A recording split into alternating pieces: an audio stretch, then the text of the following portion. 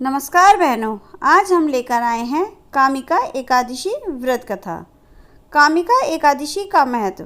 अर्जुन ने कहा, हे प्रभु, मैंने आषाढ़ माह के शुक्ल पक्ष की देवशयनी एकादशी का सविस्तार वर्णन सुना। अब आप मुझे श्रावण माह के कृष्ण पक्ष की एकादशी की कथा सुनाने की कृपा करें। इस एकादशी का क्या नाम है? इसकी विधि क्या है? इसमें किस देवता का पूजन होता है? इसका उपवास करने से मनुष्य को किस फल की प्राप्ति होती है?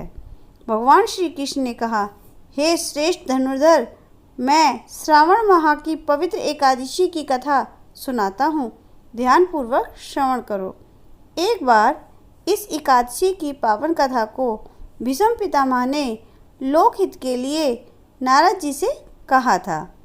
एक समय नारद जी ने कहा, हे पितामह, आज मेरी श्रावण मास के कृष्ण पक्ष की एकादशी की कथा सुनने की इच्छा है। अतः आप इस एकादशी की व्रत कथा विधान सहित सुनाइए। नारद जी की इच्छा को सुन पितामह भीष्म ने कहा, हे नारद जी, आपने बहुत ही सुंदर प्रस्ताव किया है। अब आप बहुत ध्यानपूर्वक इसे श्रवण कीजिए। श्रावण माह के कृष्ण पक्ष की एकादशी का नाम कामिका एकादशी है। इस एकादशी की कथा सुनने मात्र से ही वाजपेयी यज्ञ के फल की प्राप्ति होती है।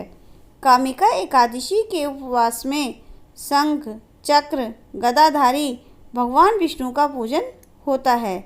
जो मनुष्य इस एकादशी को धूप, दीप, नैवेद्य आदि से भगवान विष्णु की पूजा करते हैं, उन्हें गंगा स्नान के फल से भी उत्तम फल की प्राप्ति होती है।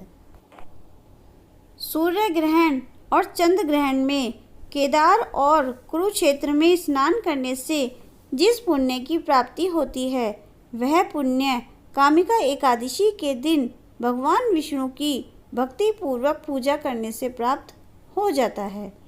भगवान विष्णु की श्रावण माह में भक्ति पूर्वक पूजा करने का फल समुद्र और वन सहित पृथ्वी दान करने के फल से भी ज़्यादा होता है।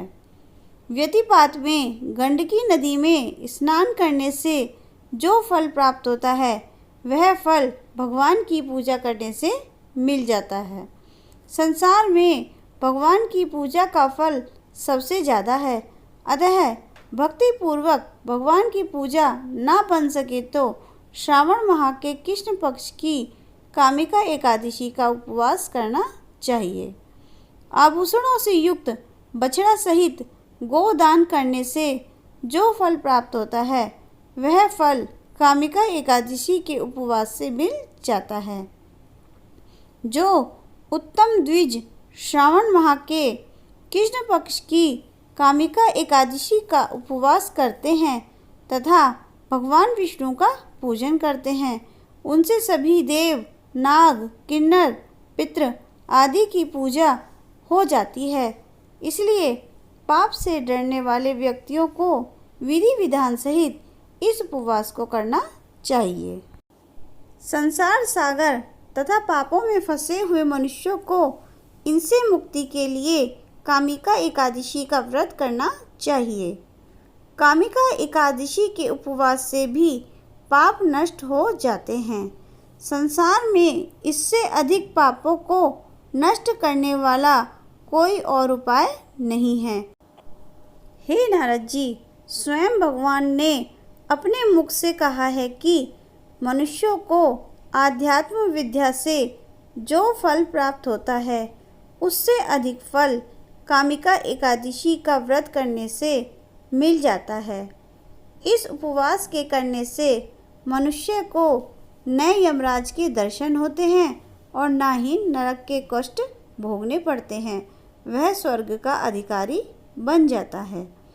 जो मनुष्य इस दिन तुलसी दल से भक्ति पूर्वक भगवान विष्णु का पूजन करते हैं, वे इस संसार सागर में रहते हुए भी इस प्रकार अलग रहते हैं, जिस प्रकार कमल पुष्प जल में रहता हुआ भी जल से अलग रहता है।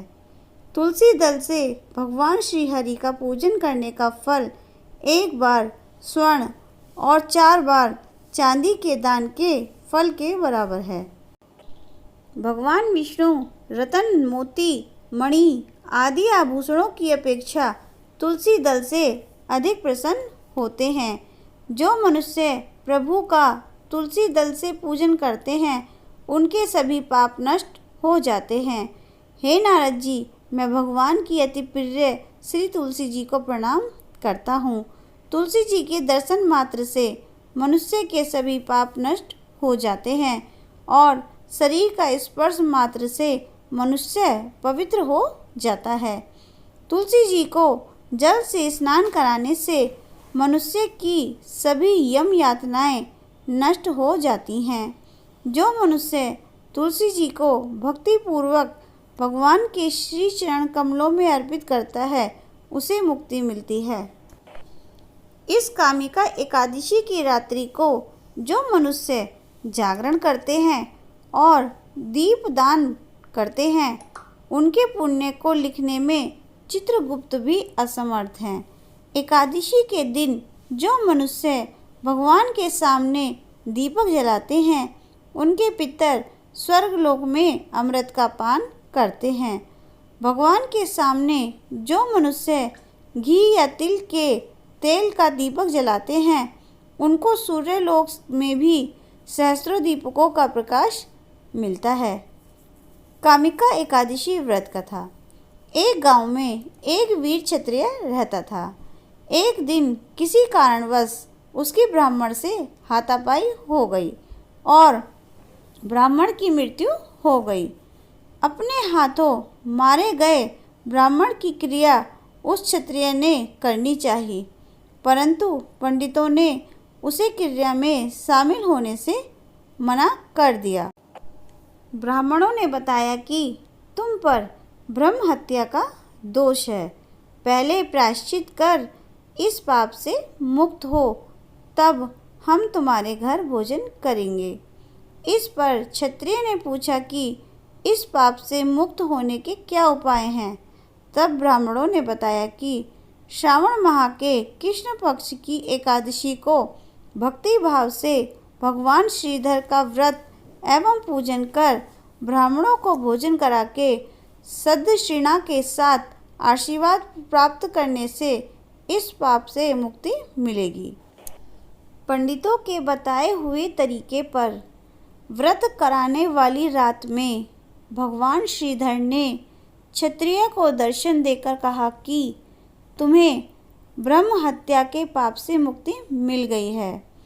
इस व्रत को करने से ब्रह्म हत्या आदि के सभी पाप नष्ट हो जाते हैं और इस लोक में सुख भोगकर प्राणी अंत में विष्णु लोक को जाते हैं। इस कामिका एकादशी के महात्म्य के श्रवण व पठन से मनुष्य स्वर्गलोक को प्राप्त करते हैं। बोलो जय श्री हरि विष्णु की जय।